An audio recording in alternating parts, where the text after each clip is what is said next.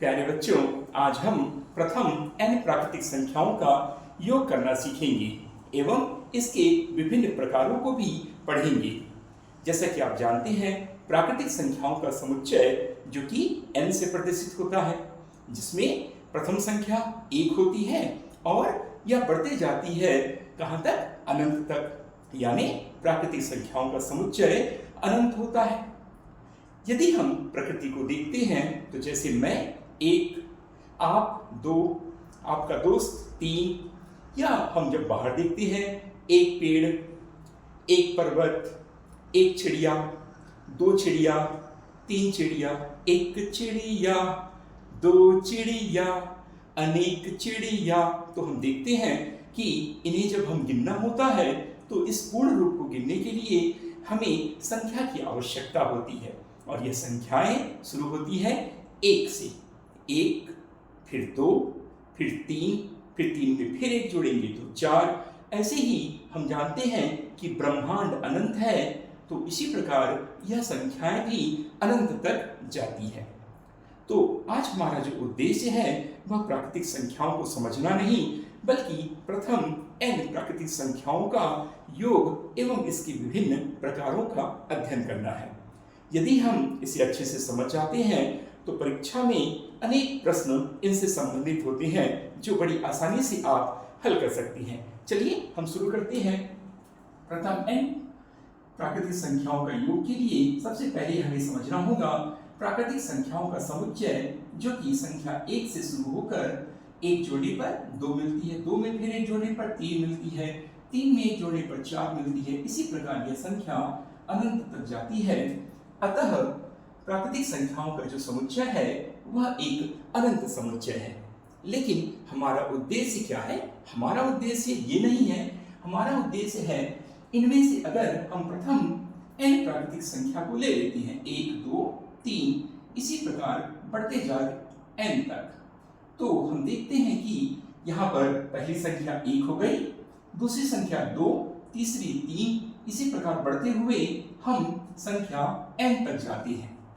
अब यह प्रश्न आता है कि यह n क्या हो सकता है? भाई, ये n 1 भी हो सकता है, 2 भी, 3 भी, 4 भी, 5 भी, 1 करोड़ भी, 100 करोड़ भी, 1 अरब भी। तो यह संख्या कितनी बड़ी से बड़ी संख्या भी हो सकती है। परंतु प्रश्न आपका ये होगा कि अगर n का मान हमने 10 रखा तो प्रथम 10 प्राकृतिक संख्याओं का योग क्या होगा? मान लेते हैं इस संख्या को हमने रख दिया 20, तो प्रश्न होगा प्रथम 20 प्राकृतिक संख्याओं का योग क्या होगा?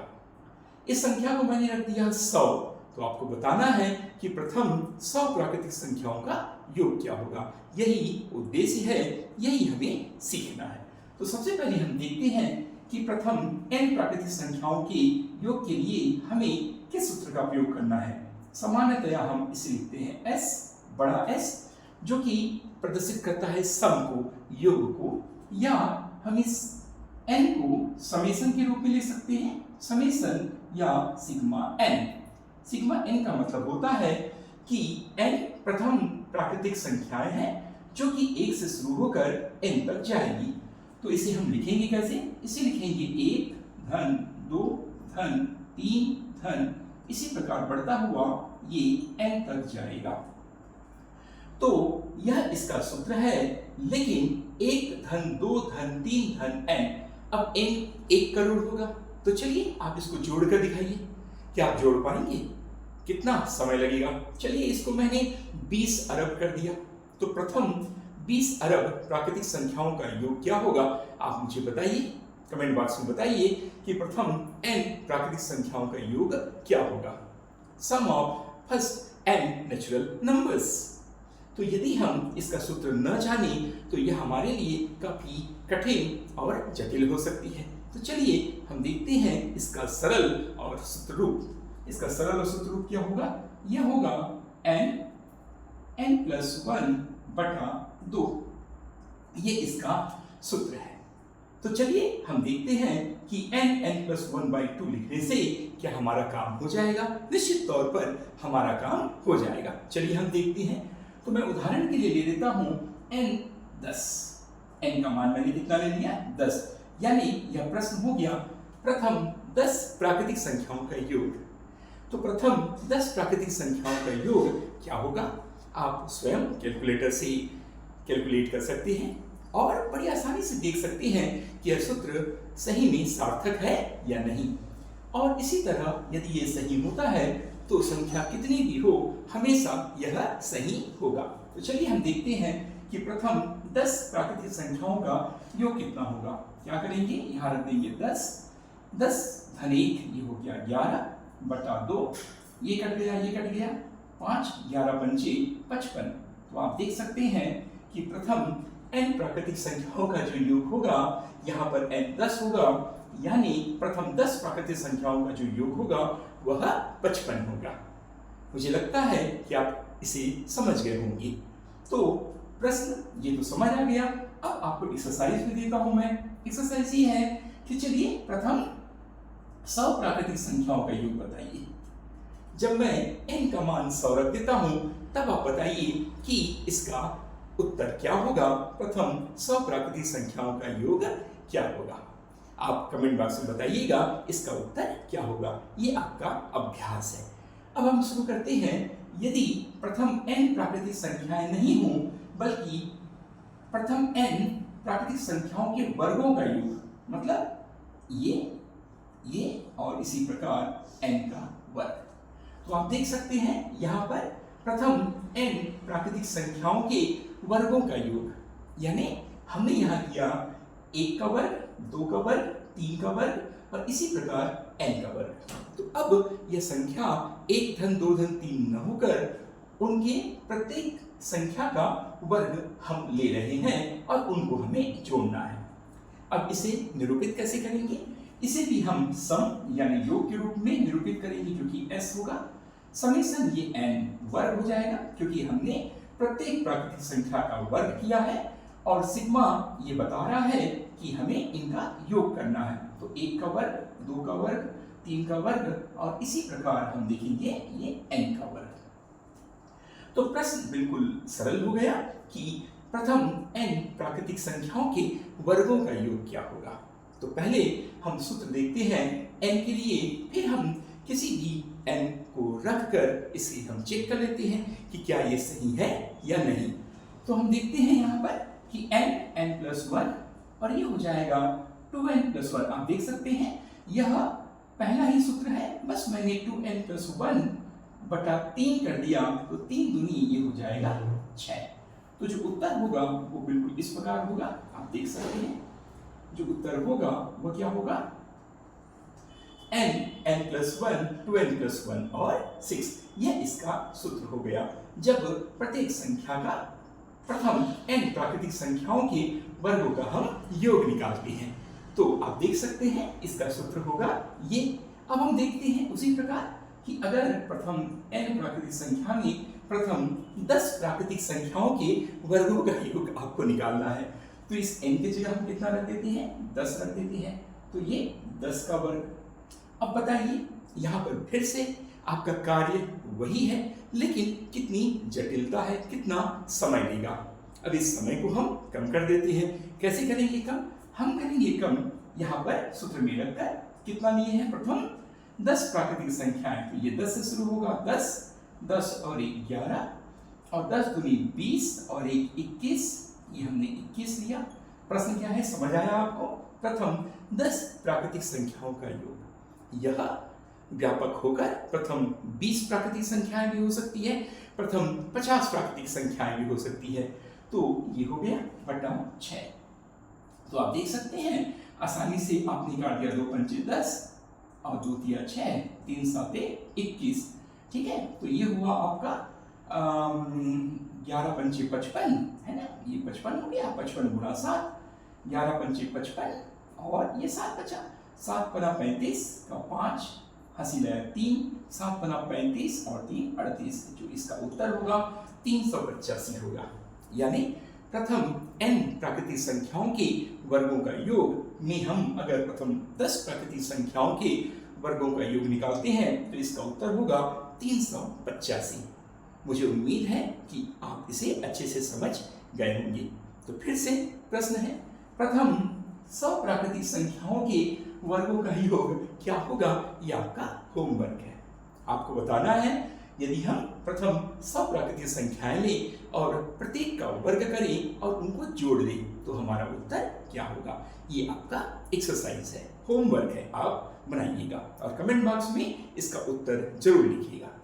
अब हम आ जाते हैं और बड़ा और व्यापक, हम इसको और बड़ा कर देते हैं और व्यापक कर देते हैं। और व्यापक कैसे करेंगे, हम इसका त्रिघात ले लेते हैं यानी क्यूब कर देते हैं। Sum of first n, sum of the cube of first n natural numbers. तो आपने देखा ये कर दिया हमने क्या किया, यहाँ पर प्रथम n प्राकृतिक संख्याओं के घन का योग निकाला, प्रथम n प्राकृतिक संख्याओं के त्रिघात का योग निकाला। तो इसके लिए हम क्या करेंगे, क्या वही सूत्र प्रयोग होगा? बिल्कुल नहीं। जब समस्या अलग है, समस्या का प्रकार अलग है, तो निश्चित तौर पर इसका सूत्र भी अलग होगा।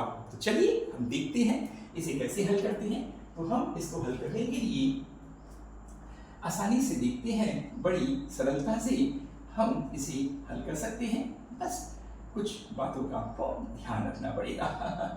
तो ये हमने मिटा दिया जो पहले सूत्र था, लेकिन पूरा मैंने क्यों नहीं मिटाया, इसको कैसे छोड़ दिया। तो हम देखते हैं प्रथम n प्राकृतिक संख्याओं के घन या त्रिघात का योग। तो ये n क्यूब हो गया, ये त्रिघात हो गया, ये त्रिघात हो गया, ये भी त्रिघात हो गया, और इसी प्रकार ये प्रथम 10 हमने ले लिया तो ये त्रिघात हो गया। तो इस 10 हमने लेंगे, पहले n रखेंगे, यानी प्रथम n प्राकृतिक संख्याओं के घनों का योग, त्रिघात का योग। हम क्या करेंगे, कुछ नहीं, बड़ा आसान, आपको मालूम है। आपको याद दिलाना चाहता हूँ, क्या याद दिलाना चाहता हूँ मैं, आपको याद दिलाना चाहता हूँ कि प्रथम n प्राकृतिक संख्याओं की का योग क्या होता था, सूत्र क्या था, मैंने अभी भी बताया इसी लेक्चर में। प्रथम n प्राकृतिक संख्याओं का जो योग है वो n+1/2 होता था। अब हम क्या करेंगे, कुछ नहीं करेंगे, हम यहाँ क्यूब है तो हम भी यहाँ पर 2 लगा देंगे। ना 2 नहीं लगाना है, हमें लगा देना है 3, क्यूब लगा देना है। नहीं बिल्कुल सही, तो यहाँ भी 2, यहाँ भी 2। तो यानी आप देख सकते हैं अगर घात 3 हो प्रथम n प्राकृतिक संख्याओं के क्यूब यानी त्रिघात का योग या घन का योग निकालना हो, तो प्रथम n प्राकृतिक संख्याओं के सामान्य वाला जो योग का जो सूत्र होगा, बस यहाँ पर हम वर्ग कर देंगे, तो वर्ग करने पर हमें मिल जाएगा सूत्र। तो यह किसके लिए है, प्रथम n प्राकृतिक संख्याओं के घनों का योग है। ठीक है, तो चलिए हम देखते हैं कि ये सही है या नहीं है। तो हम देखते हैं प्रथम 10 प्राकृतिक संख्याओं के घनों का योग कितना होगा। हम मालूम है ये 10 और 11/2 है ना, और ये 2, तो 2 पंचे कितना हो गया, 2 पंचे हो गया 10, 11 पंचे 55, 55 गुणा 55, 55 गुणा 55 यानी 55 का वर्ग। मैंने आपको अपनी इसी वीडियो श्रृंखला में मेरी कई वीडियो हैं, यदि आप चैनल को सब्सक्राइब करेंगे, यदि आपको अच्छा लगा और शेयर भी कीजिएगा, ताकि यह सेवा का कार्य है। आपको यदि लाभ हो रहा है, अन्य को भी लाभ होना चाहिए। यही पुण्य कार्य है, यही धर्म है। तो हम जरूर इसे सीखेंगे। तो 55 का वर्ग के लिए क्या बताया था मैं कि 5 और 25 हमेशा होता है, आखिरी में 25 हम लिखते हैं और 5 और 25 और 5 को जोड़ देते हैं, 5 और 25 और 5 30। तो इसका जो उत्तर होगा 3025 3025, ये इसका उत्तर है। यानी प्रथम 10 प्राकृतिक संख्याओं के घनों का जो योग होगा वह होगा 3025।